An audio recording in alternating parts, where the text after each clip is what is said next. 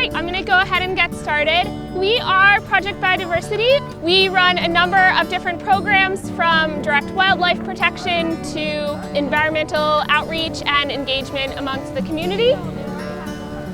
I talked a little bit about all kinds of threats, the threat of poaching, the threat of coastal development, and unfortunately there is an additional threat that I would encourage you guys to think about and that you actually can play a really big hand in reducing while you're just here on the island and actually in your home countries as well. Plastic, yes.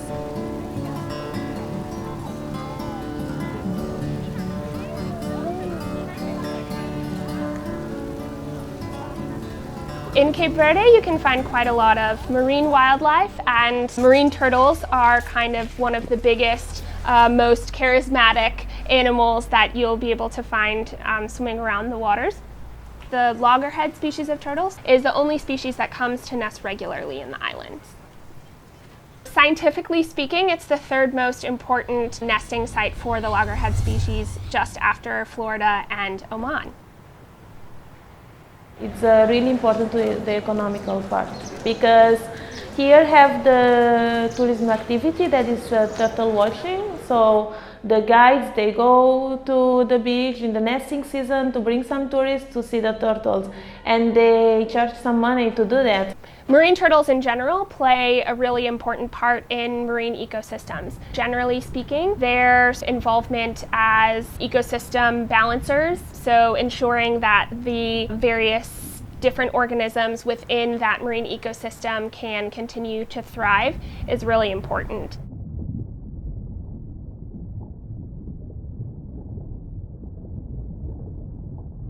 First, the little hatching, they are food to a lot of animals like crabs, birds, fish. The sea turtles, they keep the balance in the water, and they keep the balance in the coral reefs. They eat some spongy that they are really aggressive with the corals. The green turtles, they eat algae and they leave the environment around clean. And the loggerhead, they eat jellyfish. The jellyfish eat small fish, so when the population is really big, the fish cannot grow up. And eggshells themselves offer an important nutrient source for the dune ecosystems. This is an example of kind of the remnants of a hatched nest. The nutrients will go back into the sand, will decompose into the sand, and will be able to strengthen the vegetation and the sort of capacity for the dune ecosystems to thrive. Here in Sal, we can speak about the consequence of the climate change. For example, Santa Maria is a really low city, so it's below the ocean level. The dunes, they are really important because if the sea level raises, they will protect the city to be floating. Part of our mission is to really increase awareness and to better understand how the ecosystem is interconnected. When you eliminate one species, you actually have a hugely negative impact on the entire ecosystem as a whole.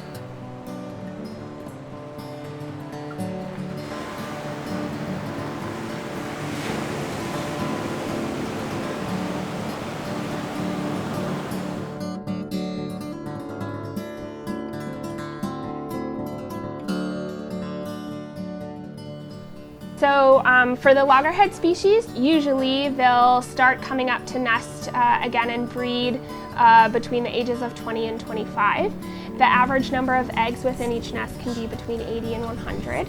Only 1 in 1,000 will make it to adulthood. So when they are first emerging from the nests, they are extremely vulnerable to fish, birds, crabs, and this is all sort of part of the natural circle of life, right?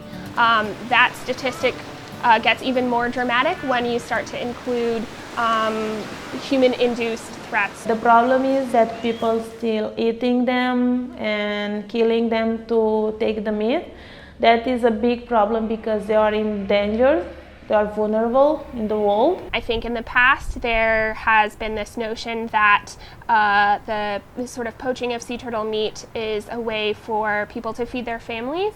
And what we're trying to do is to sort of shift that dynamic and provide them with an alternative, because like different species like sharks and whales, they're more valuable alive than they are dead.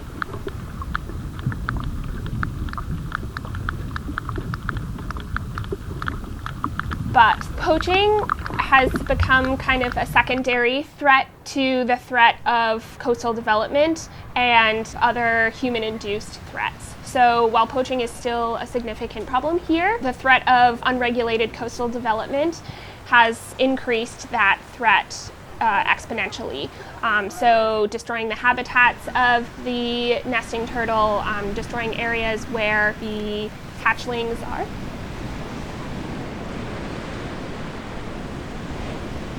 The ecosystem, and particularly the dune ecosystems where the female turtles come to nest, are easily destroyed by obviously people building developments and hotels.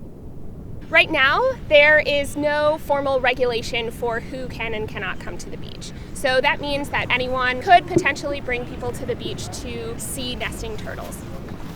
What we tried to do this year was at least kind of create an informal barrier between where people were coming to walk and some of the key dune ecosystems. We work with the tour guides. We give them some workshops to have best practicing. We don't want them to stop because it's something that they need. It's better to go with tourists than to kill the turtle. But they need to have good behavior when they are with the turtle. They need to have small group, not to use flash, not to disturb the turtle, or not to stay in front of the turtle when she's going to the water. We always try to encourage tourists to find the most sustainable way to enjoy the wildlife and the ecosystems on the island. The challenge that we faced is unsustainable excursions. So quad bike excursions that go over the dunes and then destroy the dune ecosystems, vehicles driving on the beach. Dune regeneration takes years, which is unfortunate that the destruction of the dunes can take, minutes.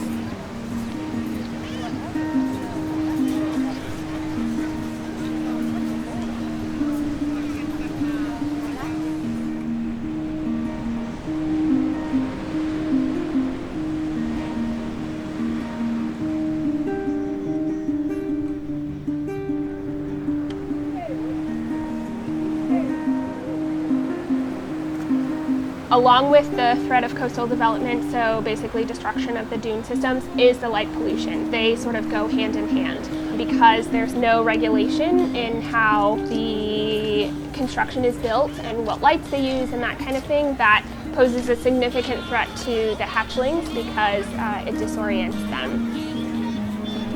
Basically, when a nest hatches, the hatchlings will use light as directional source. So usually in nature, the brightest light is the reflection of the sky on the ocean. However, in areas where there's a lot of unregulated light pollution and coastal development, the hatchlings will end up going towards that bright light instead of where they need to be, which is in the ocean.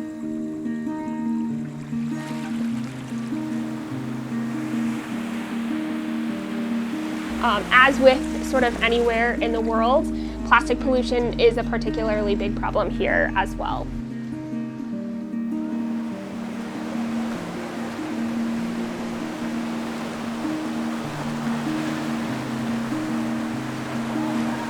This is one of the largest problems that we have, both as a result of the tourism industry and just as a result of plastic pollution on a global scale.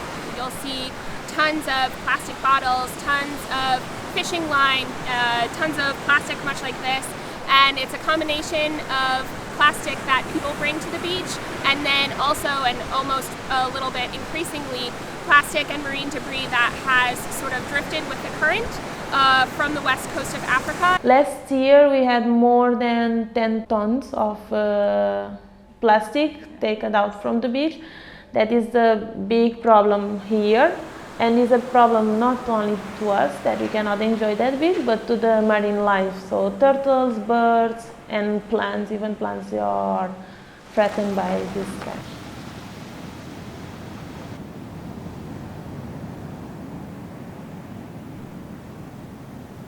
While we are trying to address that problem on a more long-term and sustainable scale, our immediate solution is to create a hatchery along the beach. So we transfer those nests into our hatchery to be able to ensure that all of the hatchlings that are born from that nest can be released into the sea.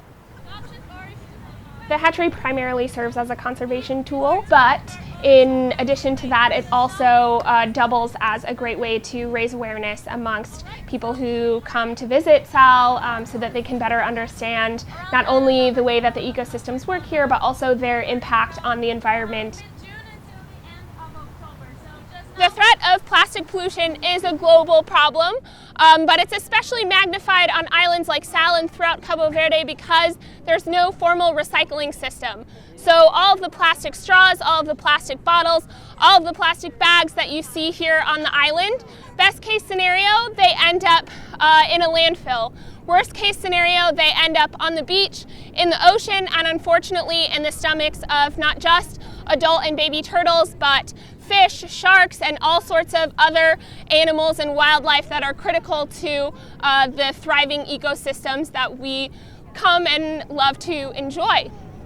Tourism is a big part of the problem because 60% of the trash produced in Sal come from the hotels, but can be big part of the solutions too. Because if the tourists say no to plastic, the hotel will find a way to not to use it too. And right now in Sal we have some hotels that already start to do it. We are the oldest hotel in Santa Maria, and the environment and recycling was always, since the very beginning, a big concern. First of all, we decided to replace all the plastic straws for bamboo straws. We have also done some training with the staff to make them aware of the plastic problem in the island and that the importance of asking the guests if they really want a straw to begin with.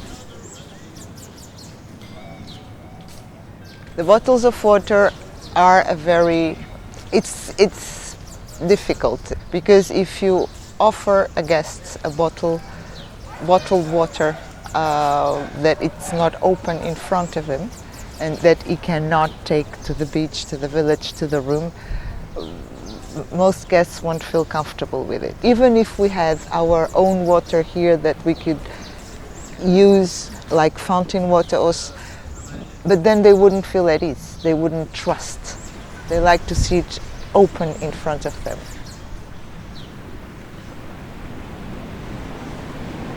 The power of consumer pressure is actually quite big, and so I think something that I would say to people is actually like the power is in your hands. It sounds very, very like big and overwhelming, but it's really, a lot of it is that simple by just kind of demanding that these large companies make that shift in order to continue is something big that people can do. It's not that we want the tourism to stop to come here.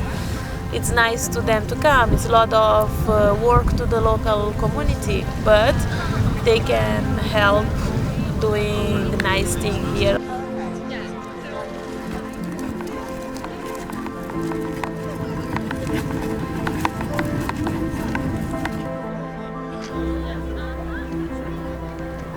So, if you're thinking, well, how can I change that a little bit? And it's really simple.